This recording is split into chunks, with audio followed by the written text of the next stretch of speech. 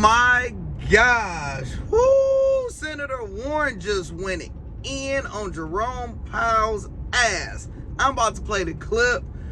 Whoo, Lord. Hit that like button, hit that subscribe button. Quick overview. Basically, the average person don't know what the hell going on and why are we raising interest rates, prices, gas prices high, groceries are high, and we don't have enough money to do anything. We're confused, right? So Senator Warren like, yo, break this down. What the hell is going on? What's going on? I want y'all to see this. Let me know y'all thoughts in the comments, because she let him know you about to F up the church's money and drive this economy into recession. Mr. Chairman, let me, on behalf of Chairman Brown, recognize Senator Warren.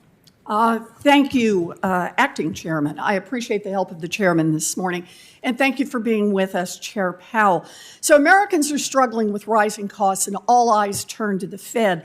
Last week, you announced that the Fed would raise rates by 0.75 percentage point, the biggest increase in nearly 30 years. So let's talk about what the Fed is and isn't doing when it raises interest rates to try to bring down inflation. Let's start with gas prices. The price of gas is up 40% since Russia invaded Ukraine in February.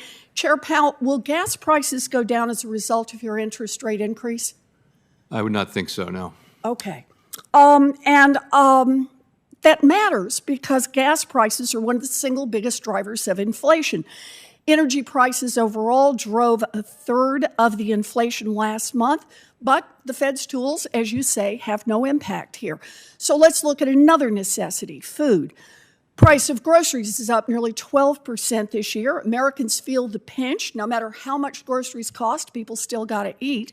Chair Powell, will the Fed's interest rate increases bring food prices down for families? No, I wouldn't say so, no. Okay. So a Fed increase won't bring down these prices.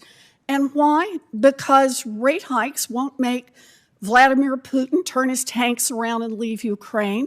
Rate hikes won't break up monopolies. Rate hikes won't straighten out the supply chain or speed up ships or stop a virus that is still causing lockdowns in some parts of the world.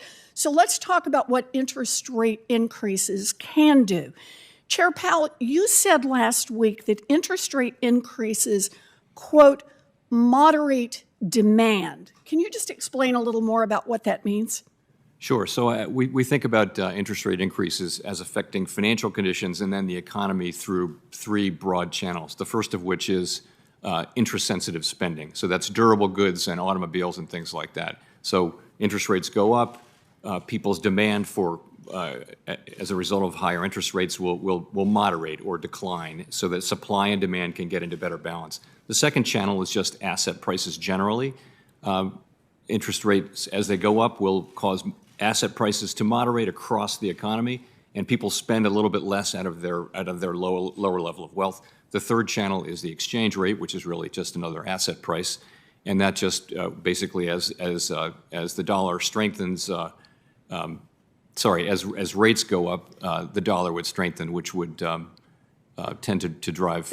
So I appreciate this, and I do. I appreciate the explanation. But let me just see if I can just put a little more plain vanilla explanation of what's going on here. If I understand what you've said and what economists are saying across the board, is that when you raise interest rate, there's going to be less money to invest, and that is, it's going to dampen business investment. Is that a fair statement? I think the idea is to moderate demand to invest so that it can be in better balance with supply. Okay. And so the current it's going to make it situation, more, demand is well in excess of supply in some areas of our more expensive to invest, which in turn is going to throw workers out of work. And when they're out of work, they have less money to spend. So I get that rate increases stop companies from spending money to build new plants or to buy new trucks or to hire new people, right, Chair Powell? When money's more expensive, they're less inclined to do that. I think that's what you just said on asset pricing, right?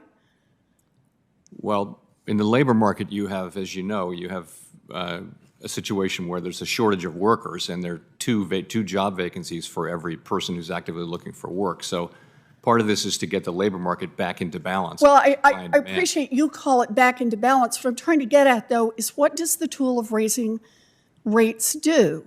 And part of what you just said is that it increases, in effect, the cost to invest, to buy those trucks or new plants or to hire new people. The reason I raise this and the reason I'm so concerned about this is rate increases make it more likely that companies will fire people and slash hours to shrink wage costs. Rate increases also make it more expensive for families to do things like borrow money for a house. And so far, the cost this year of a mortgage has already doubled. Inflation is like an illness, and the medicine needs to be tailored to the specific problem. Otherwise, you could make things a lot worse. And right now, the Fed has no control over the main drivers of rising prices, but the Fed can slow demand by getting a lot of people fired and making families poorer. And while President Biden is working to increase energy supplies and straighten out supply chain kinks and break up monopolies and bring down prices, you could actually tip this economy into recession. So I just want to say, you know what's worse than high inflation and low unemployment? It's high inflation and a recession with millions of people out of work. And I hope you'll reconsider that as you drive this, before you drive this economy off a cliff. Thank you, Mr. Chairman.